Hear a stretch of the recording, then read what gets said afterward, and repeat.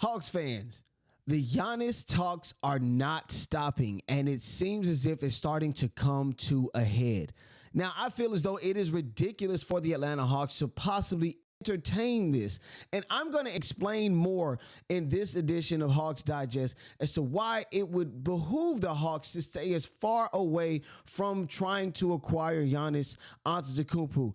I feel as though it would make sense for the Hawks to stay as far away as possible, and I'm going to explain what it would cost the Hawks in order to bring him to Atlanta, and also to why it would make sense for us to stay away. As a matter of fact, we need to work the plan. We need to make sure that we stay the course. Things are getting out of hand, and I got to put this to rest. What's going on, everybody? My name is Walter Pollard. This is Atlanta Hawks Digest, and I appreciate all of you. I appreciate all of you for, viewing this content, man. Definitely checking us out.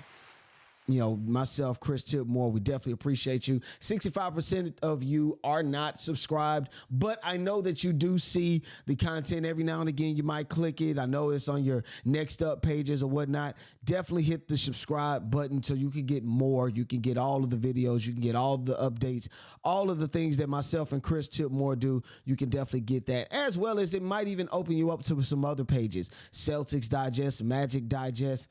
We got a Heat Digest. All of these different digests, so just digest it all in and get involved with the team, because I'm telling you right now, it is incredible. But we have got to talk about this because yesterday, I think it was yesterday actually. I came on here and I told that I basically poured up my heart out to you in a sense, because I felt as though a lot of the older players, they suck up all of the resources. They drain teams who are desperate. You know what I'm saying? They drain teams who are begging for a possible opportunity or a chance to even, get into the playoffs and possibly work their way to the NBA Finals. Let's not forget not the Celtics, but the Sixers. They pulled in Paul George, somehow feeling as though they could make a big three with Tyrese Maxey, Joel Embiid and Paul George.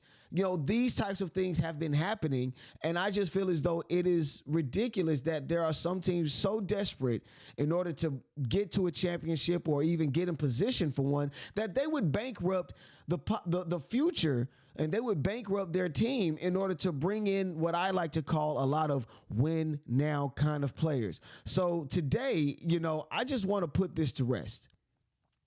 I just want to put a bow on the speculations about Giannis coming to Atlanta, because he's not coming. That's just how it is. He's not coming to Atlanta.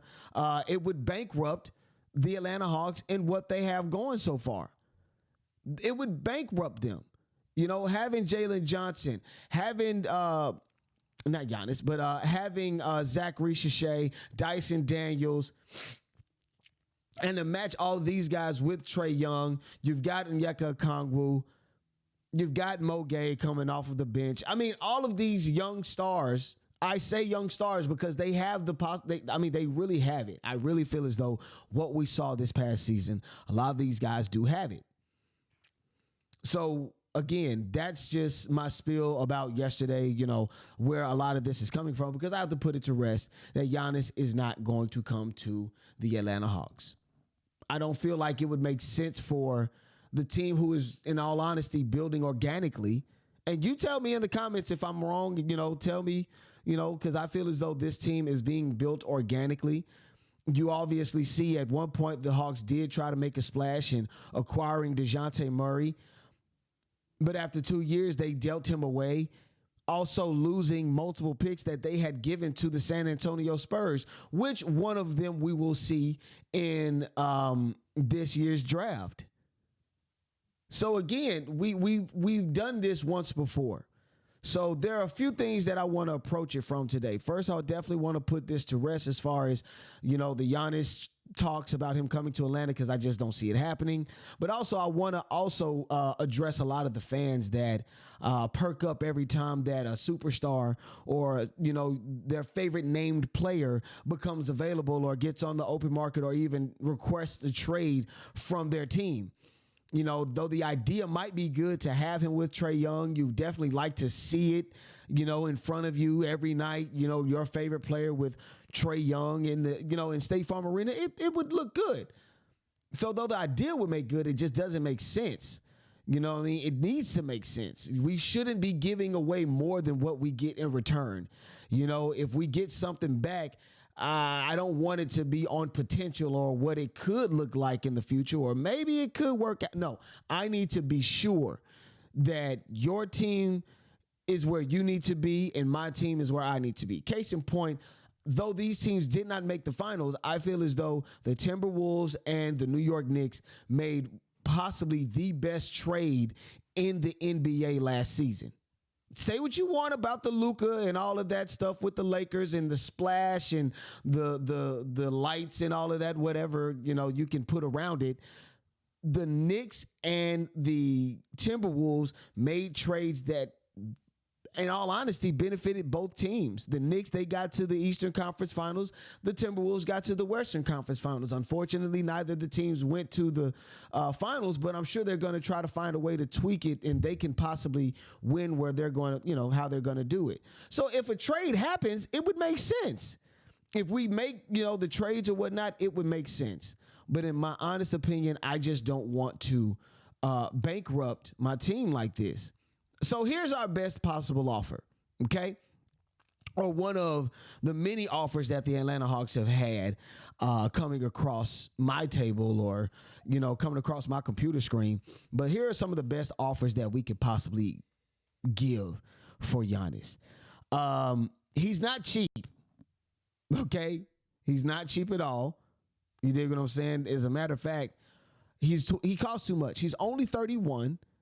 Now, some would say that he's on the other side of his prime. I still feel as though he is in the middle of it, though you might have a couple bad seasons or you might have a situation where think you've outgrown either where you are or the team isn't where it once was.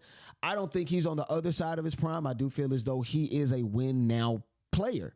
And whatever team he goes on is going to definitely be a competitor for the playoffs, let alone even the Eastern or Western Conference Finals. So let's just put that to rest.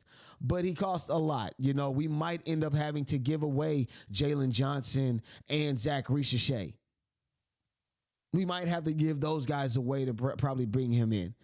So again, those are two guys that I know for a fact the Hawks are definitely developing. Zaccharie Risacher is definitely developing. And if we give him away for Giannis, dadgummit, it better work. We better have a championship coming to us this season. You dig what I'm saying? Like, there needs to be a finals coming next season, and Giannis should be the finals MVP if that were to happen. And then on top of that, I as I'm reading, it could even go even further. We might lose picks because we've already, lost picks with the whole DeJounte Murray thing. So I think up to 27 to 28, we might be losing first round draft picks. They might be going to other teams. But we could also lose 28, 29, 30, and 30 round, 30, I'm sorry, not 30 rounds, but 29, 27, 28, 29, 30, 31, and 32. Okay, so 2000 all the way up to 2032, we could be losing either first round draft picks or swap options with different teams. So again, he costs too much in my book for the Atlanta Hawks, if anything, and just for this specific situation. So for all of you who definitely want Giannis to come down here, this is what it's going to cost. So I feel as though it makes sense to work the plan.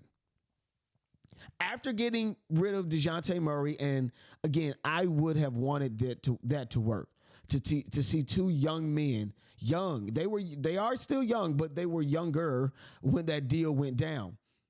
I think even that summer when he had come to Atlanta, they were even playing summer leagues and going viral online and stuff. So I liked to see that. And I felt as though that was going to bring people in and galvanize the Atlanta area. Unfortunately, it didn't. But when we got rid of him, we got Dyson Daniels in return. We got the number 1 draft pick. We picked up Zaccharie Risacher. We still got Jalen Johnson, who's actually showing himself to be pretty good, and he's going to have a breakout season this season. We still got Onyeka Okongwu coming off the bench.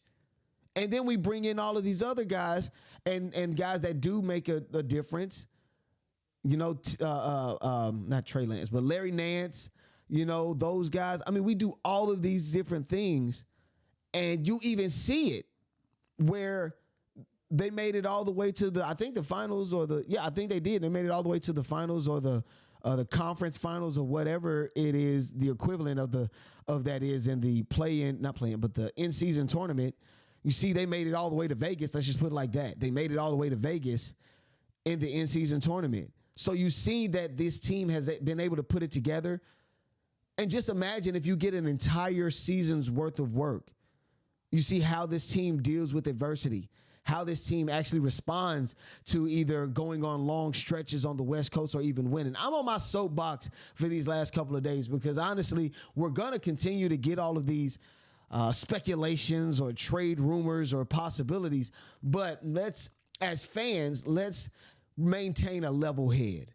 Let's not get so pessimistic that we just say, well, it's never going to happen. We're never going to get the right kind of player to get ourselves over the hump. We're never going to get to a finals. Let's not be that pessimistic.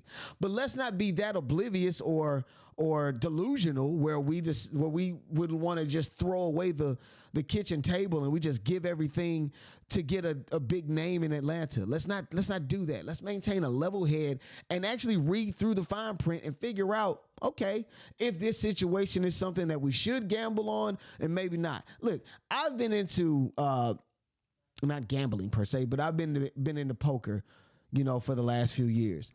You got to know when to hold them and when to fold them and when to walk away.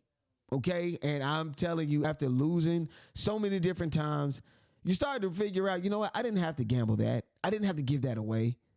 You start to see as things start to result and come to fruition. He's like, dang, I should not have gotten rid of that guy. He actually turned out to be really good. Man, I maybe should have kept him. He turned out to be a really good. I'm glad that I kept him because I actually won that hand. It's all about perspective, and you just have to check yours if you're going to get upset in either direction. Just read. And just read the fine print. I'm done. I'll get off my soapbox again. Look, you guys continue to rock with us as we continue to give you guys all the information and updates coming through Hawks Digest. Also, remember, we are just a few days away. Actually, June 26th is the draft, so make sure that you guys keep up with us as we give you guys more updates as far as who could possibly be coming to the Atlanta Hawks and, what we could possibly be getting in the draft. My name is Walter Pollard. This is Atlanta Hawks Digest, and I'm out. Peace.